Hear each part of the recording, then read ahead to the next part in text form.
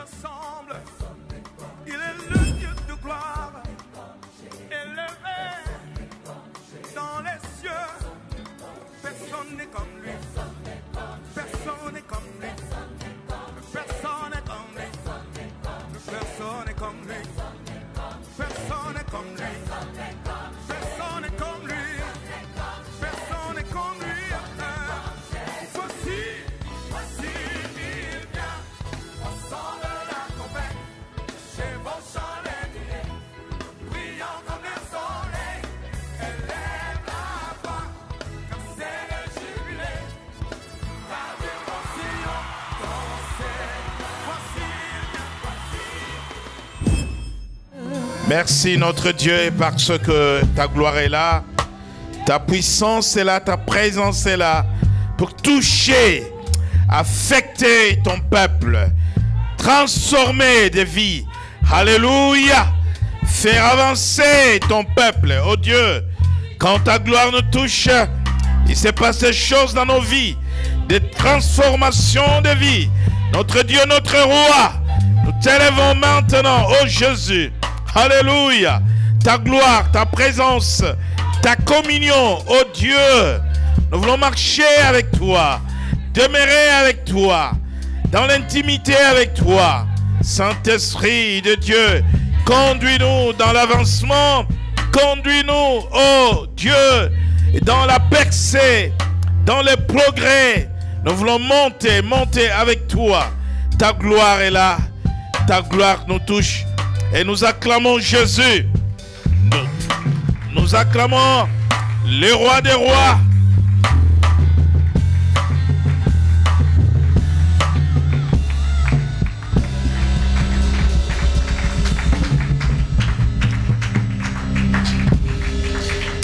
Merci, merci, merci, merci. Dieu est bon. Jésus est Seigneur. Prenons place. Nous poursuivons notre séminaire sur les thèmes qui avaient été annoncés depuis 2 semaines. Le mystère de l'avancement surnaturel. Nous avons compris que lorsque nous avons été délivrés du phénomène du retard, les blocages, n'est-ce pas, sont tombés, les liens sont brisés, les chaînes sont brisées, et il ne nous reste maintenant qu'à faire une chose, avancer, mais de manière surnaturelle. Amen. Je parlais de 3 choses qui peuvent booster cet avancement. Je parlais de la foi, et dimanche nous sommes revenus sur cela. Je parlais de l'onction, et je parlais de la gloire. Bien, vous avez l'avantage, vous qui venez au séminaire en semaine, parce que je reviens sur des bases vraiment élémentaires de l'enseignement biblique. Parce que parler de la foi, parler de l'onction, parler de la gloire, autrement la présence de Dieu, c'est comme si on prenait un enfant, comme j'avais dit, sans qu'il soit instruit à l'école maternelle, à l'école primaire, au collège, au lycée, et du jour au lendemain, on l'inscrit à l'université. Il va écouter les professeurs, mais il aura du mal à comprendre les choses parce qu'il lui manquera le fondement. Donc voilà pourquoi, dans le cadre de ce séminaire, moi je vous ramène le mercredi et dans de petites choses, mais lorsque vous comprenez ces petites choses vont vous amener à avancer de manière surnaturelle en vous appuyant sur la foi en Dieu, l'onction et la gloire. Le mercredi dernier, nous avons parlé de quelques principes élémentaires pour marcher dans le surnaturel ou pour avancer de manière surnaturelle, racheter les temps perdus, rattraper le retard, intégrer. Parce que lorsque, je vais expliquer ce que c'est l'intégration du plan de Dieu, lorsque vous êtes retardé, Dieu dit dans Jérémie, j'ai formé pour toi des projets de bonheur et non de malheur. Lorsque vous êtes retardé dans la vie, les retards, c'est un malheur. Vous êtes dans des projets, vous êtes dans des plans, mais de malheur. C'est-à-dire que vous êtes un échec. Maintenant, lorsque vous avez été délivré du retard, l'avancement veut dire quoi? Autrement. L'avancement veut dire intégrer le plan de Dieu. C'est ça l'avancement. Intégrer le plan de Dieu pour rentrer dans votre destinée. Laissez-moi vous dire qu'une personne retardée qui connaît un retard énorme sur tous les aspects de sa vie et qui intègre le plan de Dieu, tant que tu n'es pas mort, tout ce que tu avais raté, tout ce que tu avais perdu, compte tenu du fait que ces choses t'appartiennent, elles sont à toi, même un jour avant ta mort, mais une fois que tu intègres le plan de Dieu, tu vas tout récupérer, tu vas tout posséder. Amen. Voilà pourquoi certaines personnes peuvent construire des villas en retard,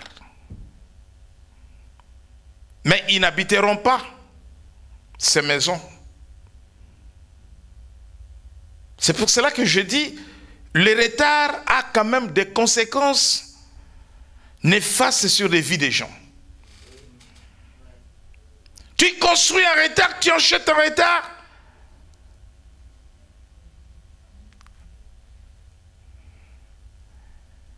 Un serviteur de Dieu résistait à l'appel de Dieu. Pendant des années, Dieu l'appelait, il résistait à l'appel de Dieu. Et quand il accepte de répondre à l'appel de Dieu, il commence à construire un temple. Laissez-moi vous dire, il est mort. Il n'a même pas prêché dans ce temple. Amen. Il y a eu du retard, mais il a servi Dieu à la fin. Il a construit le temple. Et d'autres vont habiter dans le temple du Seigneur. Ça veut dire qu'il ne pouvait pas ne pas accomplir sa destinée. Donc, au lieu de servir Dieu 40 ans, par exemple, cette personne a servi une dizaine d'années. Et cette personne pouvait prier Dieu pour dire, laisse-moi encore le temps. Non. Parce que les temps comptent. Même les temps des erreurs, les temps de fautes, Dieu compte ces temps-là. Si Dieu t'a donné 50 ans de succès, et que toi tu as utilisé 45 ans dans de bêtises, quand tu vas intégrer le plan de Dieu, donc tu as 5 ans de succès. Dieu ne va pas te rendre les 45 ans. Sinon, tu vas vivre au-delà de 100 ans, finalement.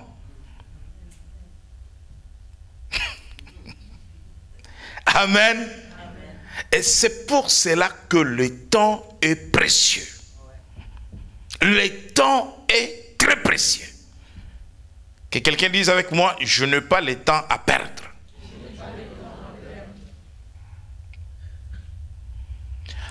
Voilà pourquoi dans des pays modernes comme la France,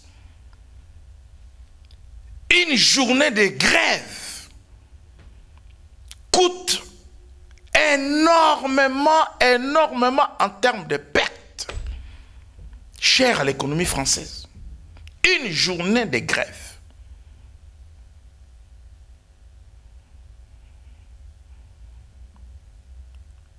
Énormément de pertes.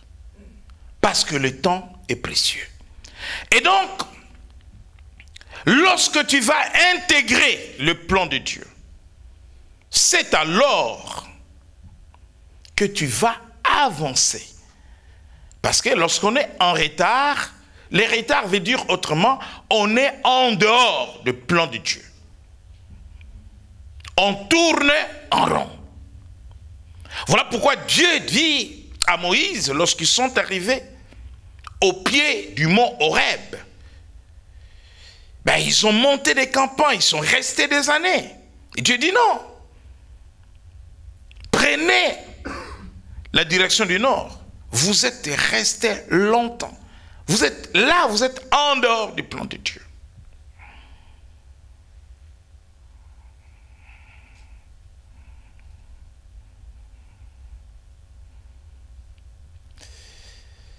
Et donc, je reviens sur les principes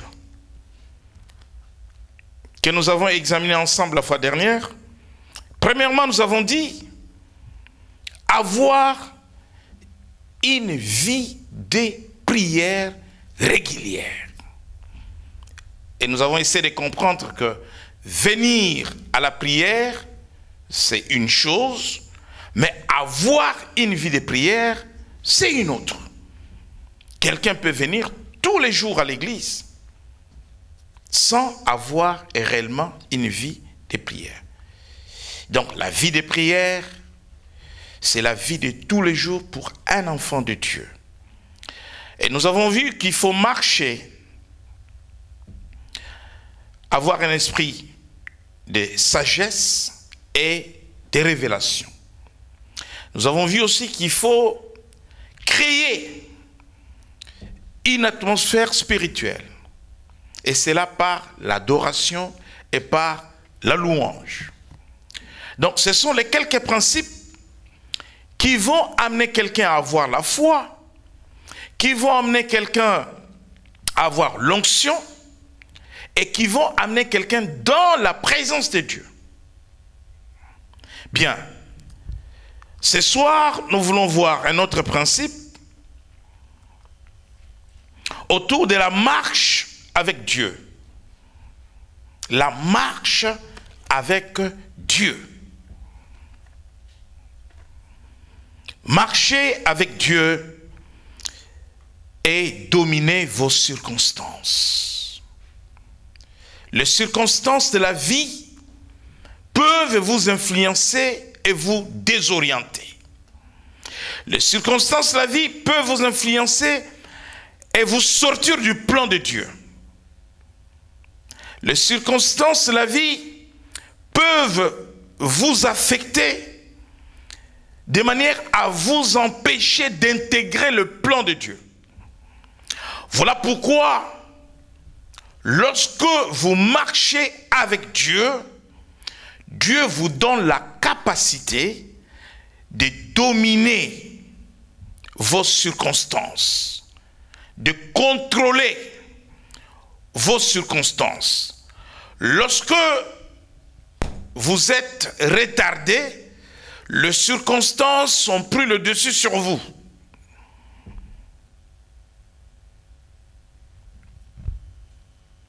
Dans Genèse,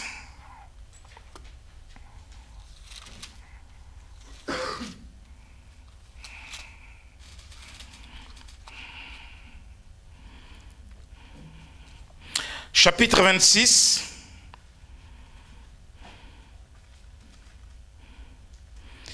lisez le verset premier, et je vous dirai où vous arrêtez. Nous lisons la parole de Dieu, Genèse chapitre 26. Il y eut une famine dans le pays, outre la première famine, qui eut lieu du temps d'Abraham.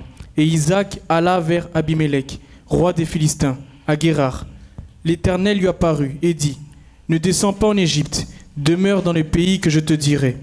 Séjourne dans ce pays-ci, je serai avec toi et je te bénirai. Car je donnerai toutes ces contrées à toi et à ta postérité. Et je tiendrai le serment que j'ai fait à Abraham, ton père. » Verset 12. Isaac sema dans ce pays, et il recueillit cette année le centuple, car l'Éternel le bénit. Cet homme devint riche, et il alla s'enrichissant de plus en plus, jusqu'à ce qu'il devint fort riche. Amen. Marcher avec Dieu, c'est être proche de Dieu. C'est avoir une communion avec Dieu. C'est avoir une familiarité avec Dieu, une intimité suffisante avec Dieu. Tu lui parles, Dieu te parle, tu es dans sa présence, il est en toi. Tu es en lui. Tu marches avec lui. Tu dors avec lui. Tu t'élèves avec lui. Il t'accompagne au travail. Il revient avec toi. Dans les transports, tu es avec lui. Donc ta vie, c'est Dieu ou rien. Amen. Quel ami fidèle et tendre nous avons en Jésus-Christ. Toujours. Et donc, lorsque vous marchez avec Dieu, lorsque vous êtes familiarisé avec Dieu, vous entendez sa voix, il vous donne les directives, il vous donne des instructions. Vous n'êtes pas une personne charnelle, mais vous êtes une personne spirituelle. Parce qu'en vous, il y a le corps, il y a l'âme et il y a l'esprit. L'esprit est cette partie qui va vous aider à vous familiariser avec Dieu, à créer une relation intime avec lui. Si vous marchez comme cela, Dieu vous parle. Dieu vous inspire. Vous allez commencer à dominer sur les circonstances de la vie. Amen. Nous sommes dans Genèse chapitre 26. Il y eut une famine dans le pays des Philistins où se trouvait Isaac. Isaac s'inspire de son père Abraham. À l'époque, il y a eu une famine et son père avait décidé d'aller en Égypte. Mais parce qu'il marchait avec Dieu, mais parce qu'il était en intimité avec Dieu, parce qu'Isaac était familiarisé avec Dieu, il ne pouvait rien faire sans entendre la voix de Dieu, l'instruction de Dieu et la directive de Dieu. Donc Dieu, il voit nos pensées. Lorsque nous sommes en intimité avec lui, nous pensons à faire quelque chose, Dieu voit ce que nous pensons. Lorsque nous voulons faire quelque chose, Dieu voit ce que nous voulons faire. Et si nous sommes en communion avec lui, si nous voulons marcher avec lui, nous sommes en intimité avec lui, Dieu approuve ou il désapprouve, Dieu va te dire, tu vas épouser cette fille, Dieu va te dire, ne prends pas cette fille en mariage. C'est pas parce qu'elle est méchante, c'est pas parce qu'elle est mauvaise. Elle peut être remplie du Saint-Esprit. Elle peut être gentille, elle peut avoir un bon caractère, mais Dieu peut te la refuser.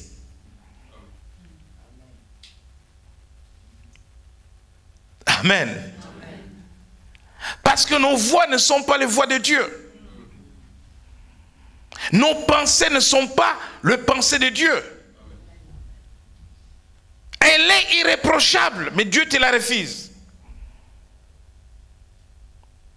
Amen.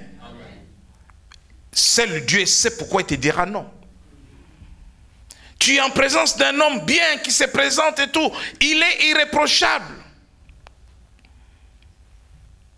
Il jeûne 3 fois par mois. Il est rempli du Saint-Esprit. Il prie en langue. Mais Dieu te dit, pas lui. Amen. Et peut-être qu'il mourra 3 ans après votre mariage. Ça, Dieu le sait. Dieu ne veut pas que tu sois veuve 3 ans après ton mariage.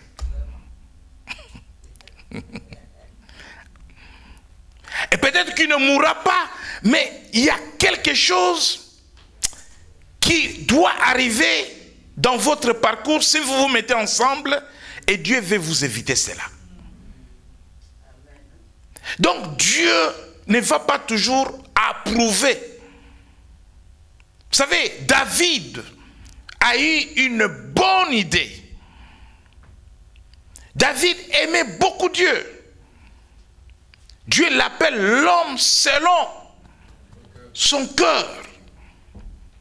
Mais quand il a eu la pensée de bâtir le temple pour Dieu, mais l'idée était géniale.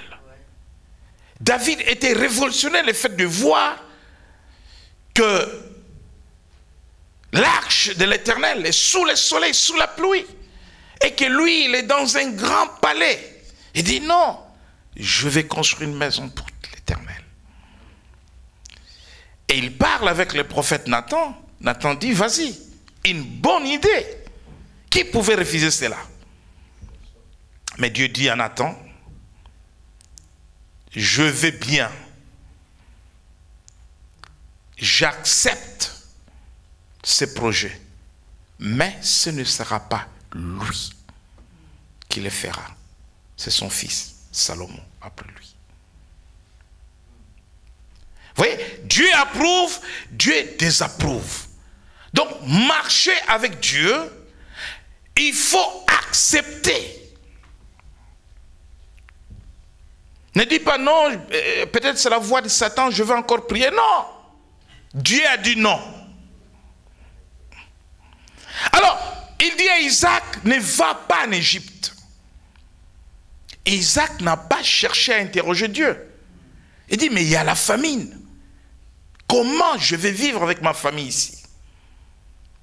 Je suis cultivateur. Je suis agriculteur. Je ne peux pas cultiver dans ce pays. Il y a la sécheresse. Il y a la famine dans le pays. Dieu lui dit, reste là. Qu'est-ce qu'Isaac fait? Parce que Dieu lui demande de rester dans le pays des Philistins. Il va s'aimer dans la sécheresse. Cela veut dire que Isaac va dominer sur une circonstance naturelle qui est la sécheresse.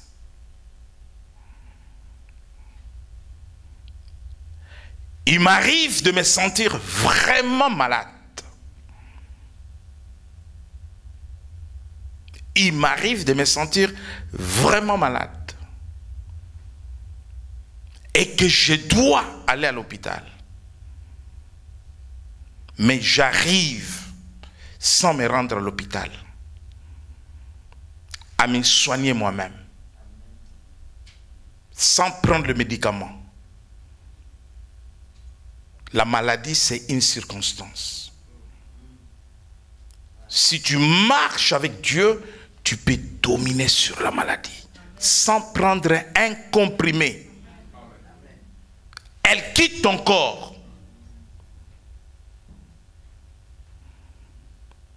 Et donc, si tu ne sais pas maîtriser, contrôler, dominer les circonstances vont te dominer. Les circonstances vont t'écraser. Voilà pourquoi certaines personnes, quand il y a un deuil dans la famille, mais ils sont perdus. Perdus. Or, la mort, c'est une circonstance qu'il faut dominer. Parce que Jésus a vaincu la mort. Les chrétiens ne comprennent pas trop bien le mystère de la mort. Quand vous comprenez le mystère de la mort, vous allez dominer sur la mort. Donc, Isaac va dominer ici une circonstance. Le chômage, c'est une circonstance. Tu vas dominer sur cette circonstance de la vie. Tout simplement parce que tu as la foi. Et toi, tu crois que là où on ne recrute pas, si moi je me présente, je serai recruté. Si tu domines cette circonstance parce que tu marches avec Dieu, tu te présentes, tu as la foi. Et toi, tu es pris. Parce que la foi, c'est oser. La foi, c'est prendre les risques. Marcher avec Dieu, c'est être proche de Dieu. C'est avoir une conduite qui dépend de Dieu, qui dépend de sa volonté. Et cette intimité avec Dieu va déterminer votre avancement surnaturel. Lorsque vous avez compris que le retard est synonyme de l'échec et d'être en marge ou en dehors du plan de Dieu, qui est votre destinée. Lorsque nous lisons dans le psaume 139,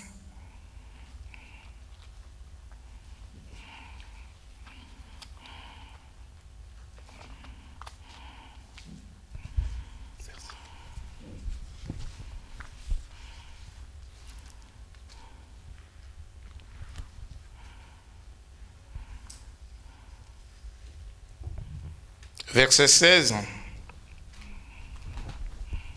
Psaume 139, verset 16, j'ai lu la parole au nom de Jésus-Christ.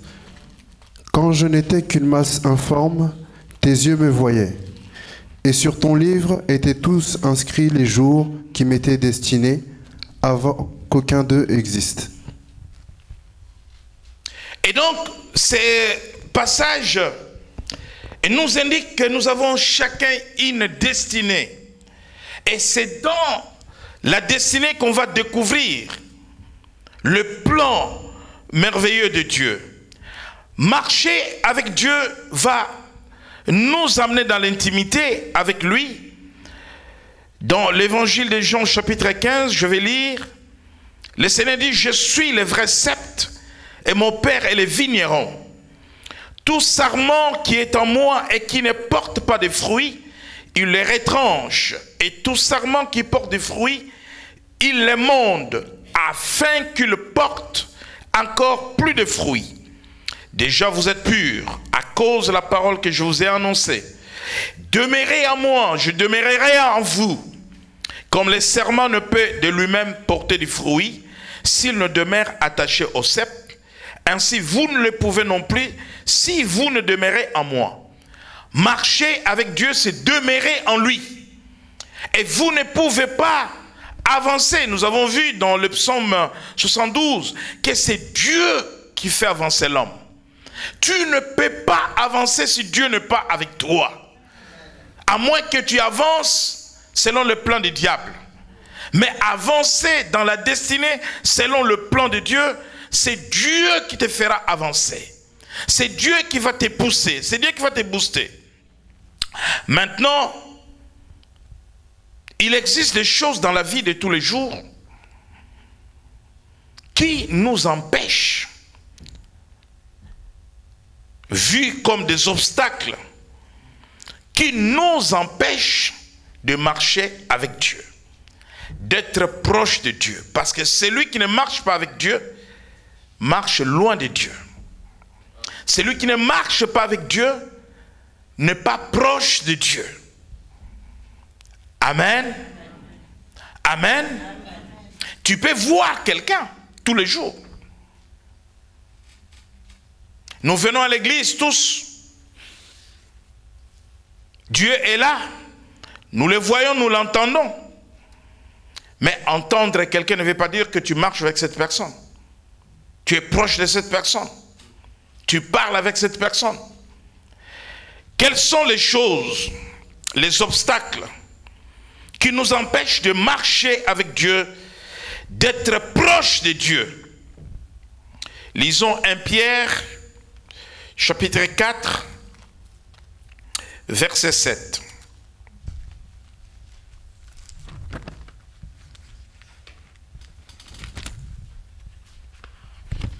« 1 Pierre, chapitre 4, verset 7, je lis la parole au nom de Jésus. La fin de toute chose est proche. Soyez donc sages et sobres pour vaquer à la prière. » Merci. Nous avons parlé de la prière l'autre fois. Une vie de prière. Parmi les choses qui nous empêchent d'être proches de Dieu, c'est le manque de vie de prière. Lorsqu'on n'a pas de vie de prière, le manque de vie de prière, c'est une chose qui nous éloigne de Dieu.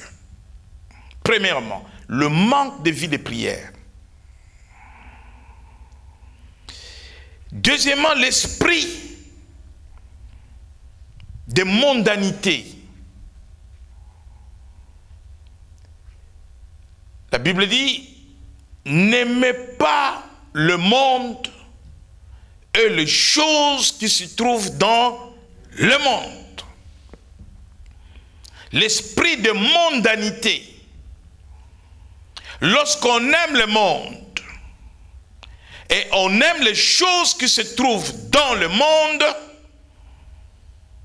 on s'éloigne de Dieu.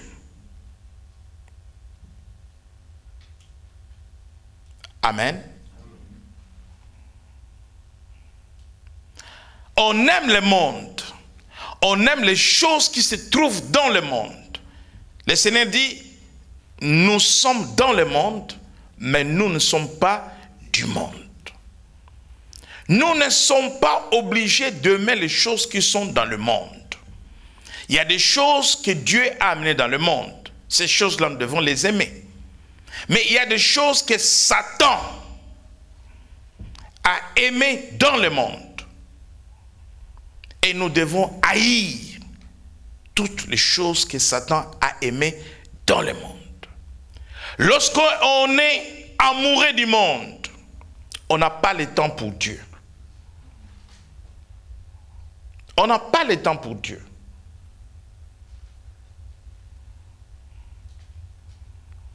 Lorsqu'on est attaché à la mondanité, Dieu n'a pas la première place dans notre vie.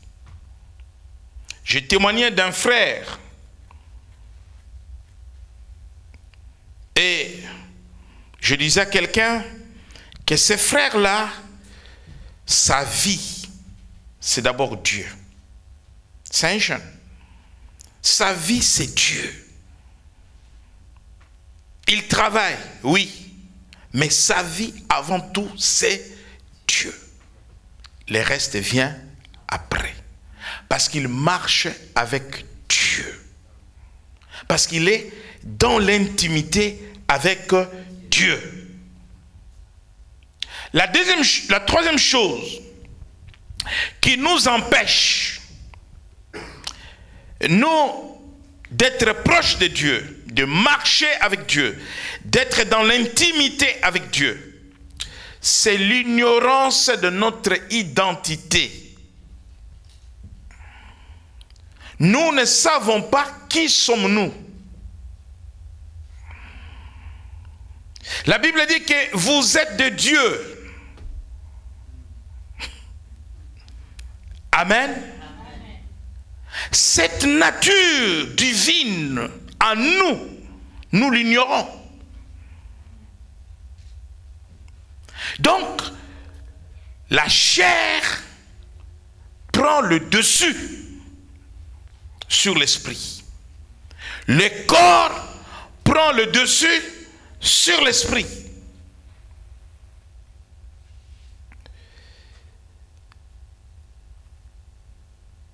Alors que le monde matériel est sorti du monde spirituel, c'est le monde spirituel qui a créé le monde matériel, naturel. Amen. Et en nous, il y a deux mondes. Il y a le monde naturel en nous et il y a le monde surnaturel. Il y a le monde spirituel et il y a le monde charnel. C'est le spirituel, c'est comme aujourd'hui, c'est l'économie qui dirige la politique. Et ce n'est pas le contraire. Nous sommes écrasés par la puissance financière. Ce sont ceux qui détiennent des capitaux aujourd'hui qui décident qui va diriger la France. Parce qu'ils vont décider, ils vont vous influencer, vous les électeurs. Vous allez voter pour quelqu'un que vous ne connaissez pas, qui n'est pas en réalité votre choix. Mais il y a quelque chose qui va se passer lorsqu'ils ont décidé et ils vont vous entraîner comme des aveugles. Donc le monde spirituel a créé le monde physique. Avant que le monde physique existe, le monde spirituel existait. Voilà pourquoi dans l'homme, il y a ces deux mondes qui existent. Mais les chrétiens, ils vivent dans le monde physique. Or, les trois choses qui vont nous permettre d'exister et de vivre dans le monde spirituel, le monde surnaturel, la foi, l'onction, c'est-à-dire la puissance de Dieu, et la gloire de Dieu. La gloire de Dieu, c'est sa présence. Ta gloire est là, sa présence est là. Ça veut dire que Dieu est là. C'est ça la gloire. Quand je dis, il faut dominer les circonstances, par exemple. Bon, je suis malade dans mon corps. Mais voilà que la présence de Dieu est là, dans mon corps.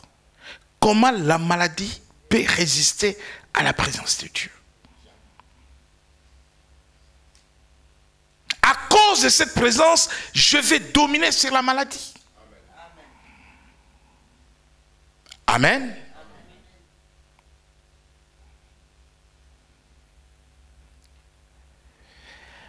Et donc, l'ignorance de notre identité nous empêche de marcher avec Dieu, d'être en communion avec Dieu. Un enfant de Dieu n'est pas une personne ordinaire. Un enfant de Dieu n'est pas une personne charnelle. C'est une personne spirituelle. Et avec cette partie de l'esprit, il y a l'esprit, il y a l'âme, il y a le corps, tu vas entendre Dieu. Ce n'est pas n'importe qui peut entendre la voix de Dieu. Dieu ne parle pas à n'importe qui. Et tu vas avoir ces privilèges-là, n'est-ce pas, d'entendre Dieu.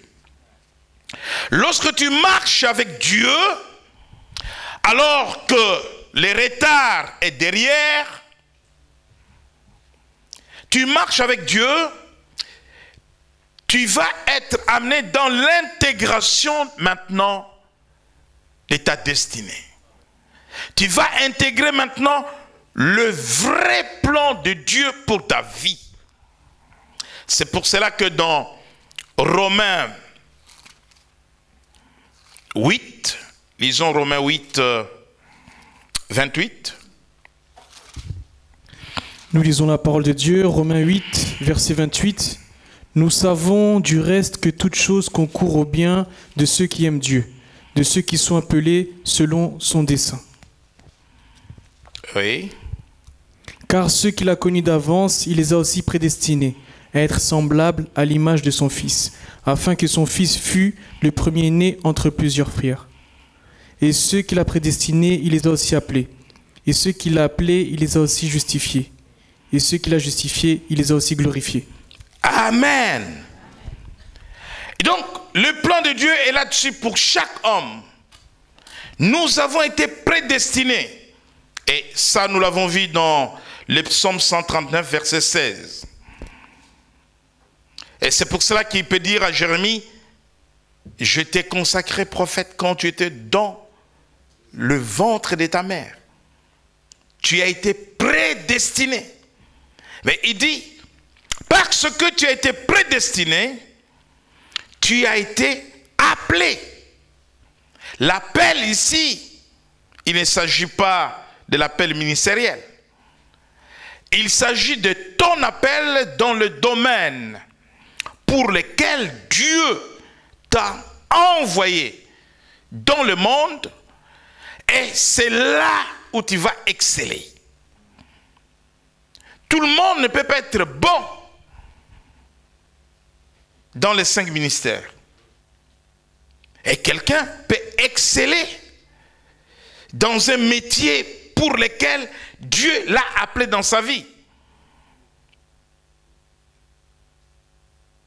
Si tout le monde est pasteur, qui va construire les temples? Qui va fabriquer les chaises? Qui est ce pasteur qui sera maçon, menuisier, cordonnier, médecin, le maire de la ville, lui-même pasteur, ministre, lui-même aux finances? Non. Donc Dieu appelle chacun pour un but. Et parce qu'il nous appelle, il nous justifie. Tout simplement, nous ne sommes plus sous la condamnation. Voilà pourquoi au verset 1er de ce chapitre, il n'y a donc maintenant aucune condamnation pour ceux qui sont en Jésus-Christ. Parce que la condamnation donne du retard. Tu es sous la malédiction, c'est une condamnation. Tu n'avanceras pas. Je parlais avec une personne qui a un problème de santé. Et cette personne disait, sa tante l'avait maudite. Parce que c'est cette tante qui l'a fait venir en France. Et au moment de se séparer, ça s'est très mal passé. Et que sa tante l'avait maudite. Et cela veut dire que si cette malédiction a marché, cette personne, au moment où sa tante a prononcé des paroles de malédiction, n'était pas enfant de Dieu, né de nouveau. Parce qu'elle l'a condamné. Tu n'auras pas d'enfant. Un homme. Et cet homme n'a pas d'enfant, malgré la femme. Parce que la tante l'avait condamné. Mais si cet homme était chrétien, c'est sans effet. Il n'y a plus de condamnation pour ceux qui sont en Jésus. Et non seulement qu'il va nous justifier, c'est-à-dire que nous ne sommes pas sous la malédiction pour être en retard. Les retards, c'est un signe de malédiction, comme l'échec. Et il nous a glorifiés. C'est-à-dire que dans la vie de chacun, ça c'est la dernière étape. Quand tu arrives à ce niveau-là dans ta vie, la mort n'est pas un drame.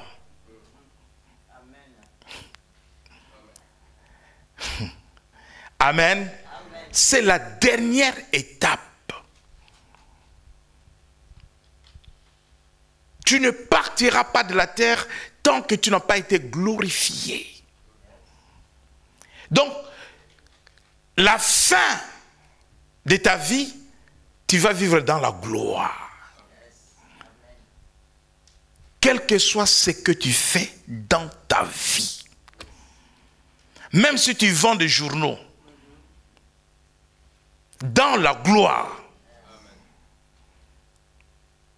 N'avez-vous pas vu le boulanger qui a été choisi à cause de la qualité de son pain, à qui on a fait signer un contrat pour fournir du pain à l'Élysée.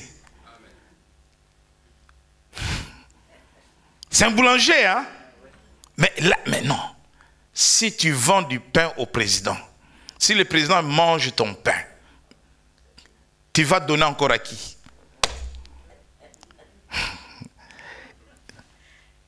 C'est le top des tops. Donc chacun dans ce qu'il fait,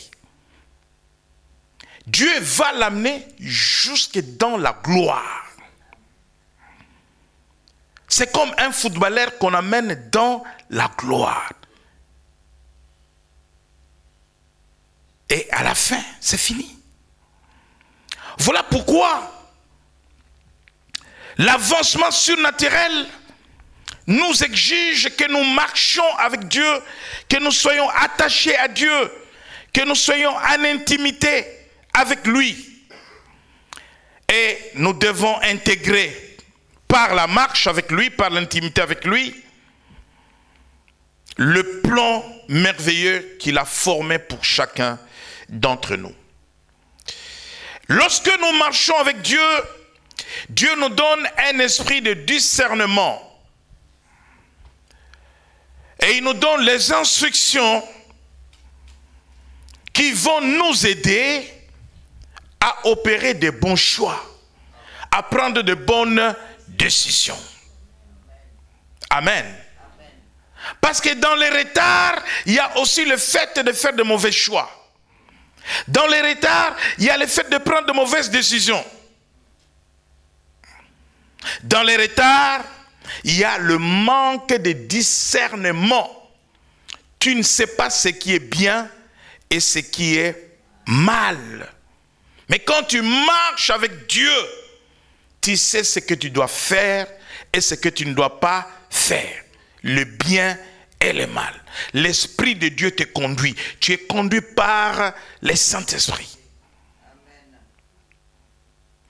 Un frère voulait prendre un avion. Et ce jour-là, la compagnie l'appellera la veille pour lui dire non. Ta réservation a été annulée. Tu vas prendre le prochain vol. Et l'avion que lui voulait prendre n'est pas arrivé à destination. Quelqu'un qui marche avec Dieu, écoutez-moi bien. Quand quelque chose ne marche pas, ce n'est pas un échec. Amen.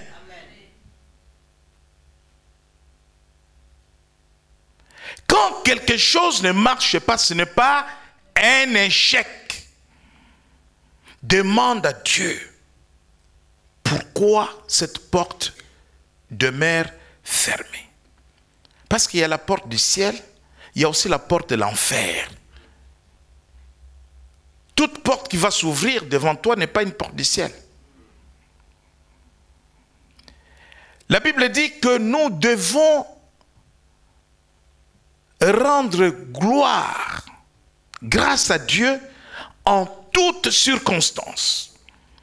Nous savons du reste que toute chose concourt au bien de ceux qui aiment Dieu, de ceux qui sont appelés selon son dessein. Toutes choses. Et dans toutes choses là, il y a les mauvais résultats, il y a les bons résultats. Tout ce qui ne marche pas dans ta vie n'est pas synonyme d'un échec. Ça, c'est un enfant de Dieu qui marchait avec Dieu. Ne considère pas tout ce qui ne marche pas comme un échec. C'est ce que toi tu voulais. Est-ce que c'est ce que Dieu voulait? Quand tu comprendras que ce n'est pas ce que Dieu voulait, alors tu comprendras que tu n'as pas échoué. Des fois, Satan vous met des choses dans votre esprit. Vous voyez les échecs partout dans votre vie. Et ça va vous décourager. Amen. Quand quelque chose ne marche pas, on prie Dieu, on y réfléchit, on revoit les calculs, on revoit les stratégies. Pierre a péché toute la nuit. Aucun. Mais quand Jésus lui dit, retourne dans l'eau, et dit, sur ta parole, Rabbi, maître, je vais retourner. Il jeta des filets. Donc la nuit n'était pas un échec. C'est Jésus, quand Pierre faisait la pêche la nuit, écoutez la révélation, c'est Jésus qui avait bloqué Pierre.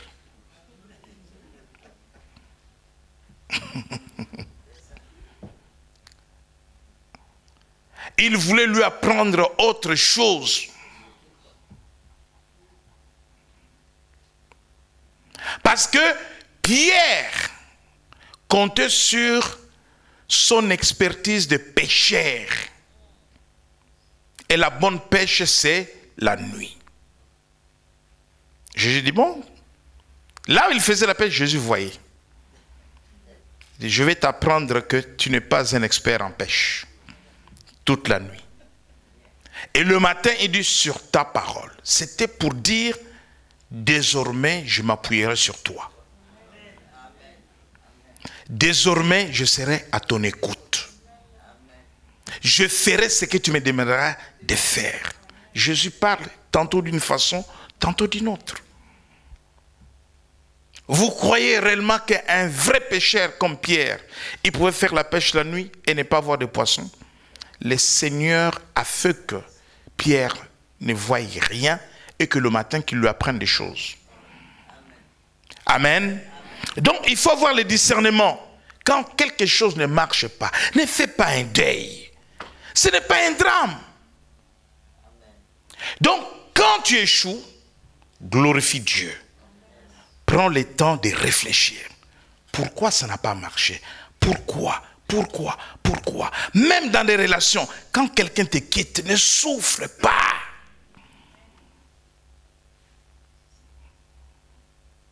Dieu sait. Et si tu cherches la face de Dieu, tu sauras. Ne forcez pas les choses. Des fois, il faut laisser passer le temps. Marchez avec Dieu. Tu comprendras que des fois, ce que tu considères comme des échecs, ce sont des circonstances. Il y a une différence entre échec et circonstance. Et qu'à travers cette circonstance, Dieu veut t'enseigner quelque chose. Amen. Et marcher avec Dieu vous conduit dans une vie de révélation. Il y a la révélation quand tu étudies la parole de Dieu, quand tu écoutes la parole de Dieu, mais il y a aussi la révélation quand tu es dans la présence de Dieu. Marcher avec Dieu, vivre avec Dieu, être proche de Dieu, transforme toute personne qui s'approche. Quand tu marches avec Dieu, dans l'intimité, dans une vie de prière, dans la méditation de la parole de Dieu, dans la crainte de Dieu, dans la haine du péché, dans le refus du mal, tu vas toujours trouver sur ton chemin la faveur de Dieu. Et la faveur de Dieu, c'est cela qui va te faire avancer de manière surnaturelle. Lorsque nous avons lu le texte de Hébreux 11, tous ceux qui ont fait des exploits avec Dieu, Abraham, Noé, tous ces héros de la foi, Jacob, Isaac, Enoch, ils ont marché avec Dieu. Ils étaient proches de Dieu, ils écoutaient Dieu. Ils obéissaient à la voix de Dieu et ils trouvaient toujours la faveur de Dieu, la grâce de Dieu. Et c'est avec la grâce de Dieu, parce que personne ne peut avancer de manière surnaturelle si Dieu ne le fait pas avancer. C'est avec la grâce de Dieu qu'on va avancer de manière surnaturelle. Bien-aimés dans le Seigneur, marcher avec Dieu, c'est aimer Dieu de tout son cœur. Aimer Dieu comme si tu n'as jamais aimé Dieu. Bien-aimé, que Dieu occupe la première place dans ta vie. Que Dieu soit une priorité pour toi. Alléluia. C'est pour cela que dans le surnaturel, bien-aimé, vous verrez qu'il y a des choses que vous n'avez pas obtenues par le passé. Vous n'allez pas les regretter. Parce que si vous aviez obtenu ces choses-là par le passé, peut-être que vous ne serez pas en vie. Peut-être que vous serez déjà mort.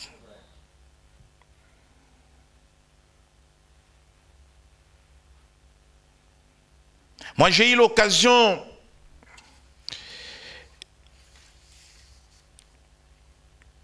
en dépit du travail des pasteurs, d'occuper des fonctions très importantes. Mais à chaque fois, Dieu m'a éloigné de ça. Ou Dieu a éloigné cela de moi. Le temps de passer avec Dieu, de parler avec Dieu, j'ai compris que Dieu m'a mis à l'abri de beaucoup de choses. Ce que je pouvais considérer comme honorable, mais ce qui est plus honorable pour Dieu, c'est ce que je suis aujourd'hui et ce que je fais aujourd'hui. Si une porte se ferme, dis Seigneur, je me remets à toi. Si un homme s'en va, laisse-le partir. Je parle des fiancés, des proposés, pas des mariés. Les mariés ne doivent pas partir. Voilà pourquoi quand les choses ne marchent pas, ne te fâche ni contre les hommes, ni contre Dieu. Dieu sait pourquoi.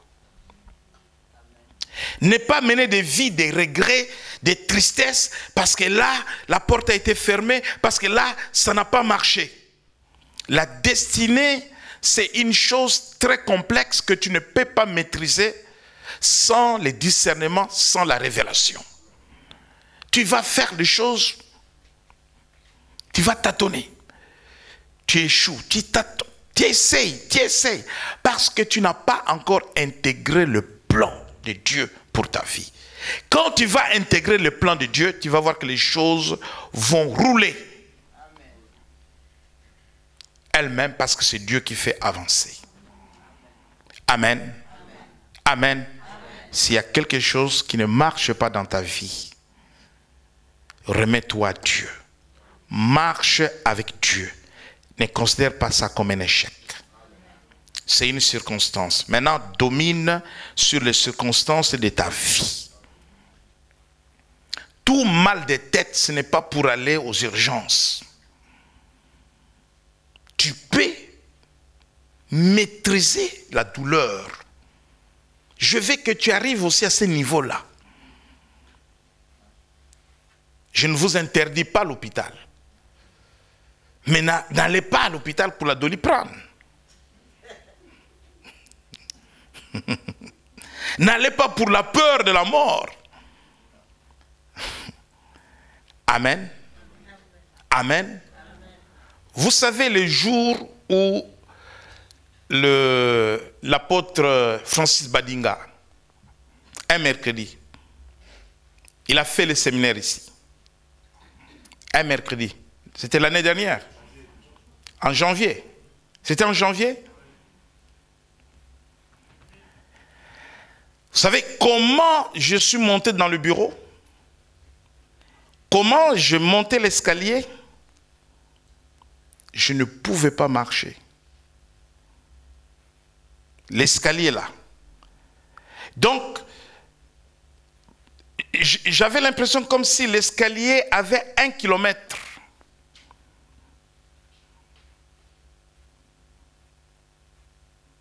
Ma femme témoin. Je suis rentré dans le bureau. Elle m'a retiré la veste. Je transpirais. Je ne pouvais même pas me mettre debout. Il dit, Bishop, qu'est-ce qui arrive? Mais j'appelle les pompiers. Je dis, non, les pompiers à l'église. Non.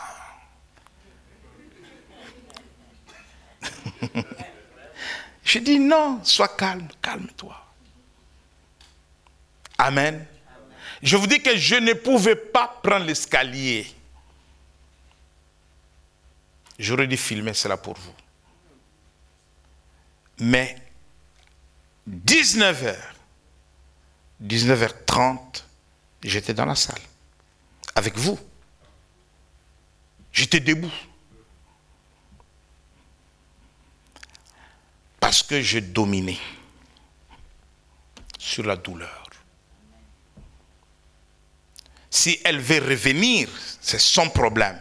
Mais au moins en ce moment-là, je reçois un visiteur. Ce n'est pas un culte ordinaire où je dis, bon, pasteur Christian, viens vite parce que je dois rentrer à la maison. Je reçois un visiteur. Et je dois être là.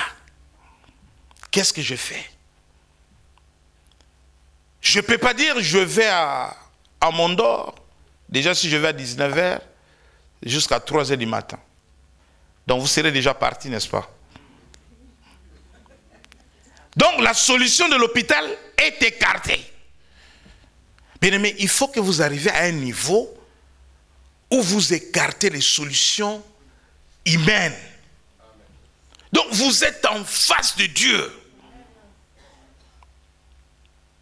Vous savez, il y a un homme, quand sa femme appelle, sa femme l'appelle, il dit, je ne vais pas bien. Le monsieur en Afrique, sa femme en France, je ne vais pas bien. Il ne lui dit pas, appelle les pompiers. Il lui dit, est-ce que tu as appelé les bishops? Parce que c'est la culture de là-bas. On n'a pas toujours des hôpitaux. Oui. Donc la culture de là-bas, d'abord Dieu. Quelqu'un est en train de mourir. Avant de le perfuser, d'abord Dieu. Bien-aimé. Si c'est d'abord Dieu, Dieu agira. Amen. Amen. Marchez avec Dieu. Que le Seigneur vous bénisse.